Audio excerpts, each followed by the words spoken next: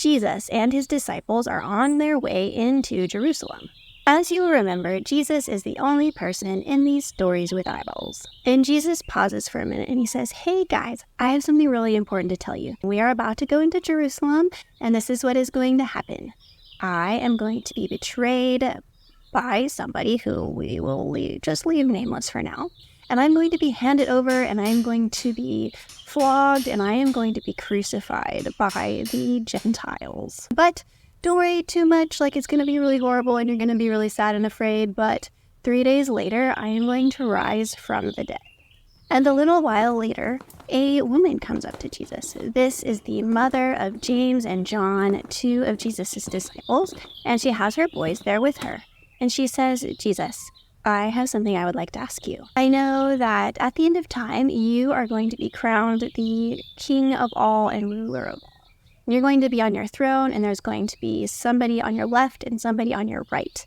And I ask, would you please let that be my sons at your right and your left when you come into your kingdom?" And Jesus says, "I don't really know if you know what you're asking.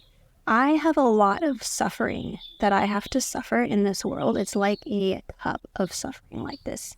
And James and John, are you able and willing to drink the cup of suffering that I am going to drink?"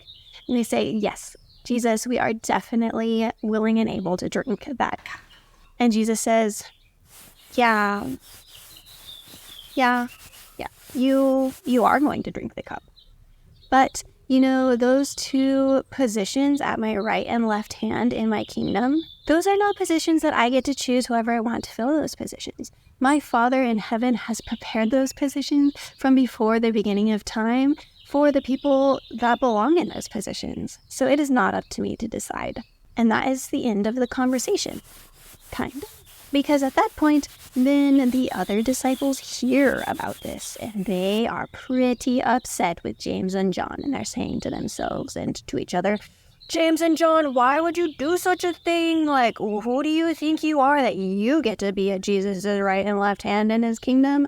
Obviously, we are supposed to be there at the right and left hand, and you're trying to have all the power and authority, and who do you think you are?" And Jesus hears about this, and he calls them all together, and he says to them, "In the world, there are a lot of kings and rulers, and they all like to have all of the power and all of the people bowing down to them, and they like to have all the money and authority and all of the things, but that is not the way it's supposed to be with you. You are not supposed to have people bowing down to you and giving you lots of stuff when you are the most important person.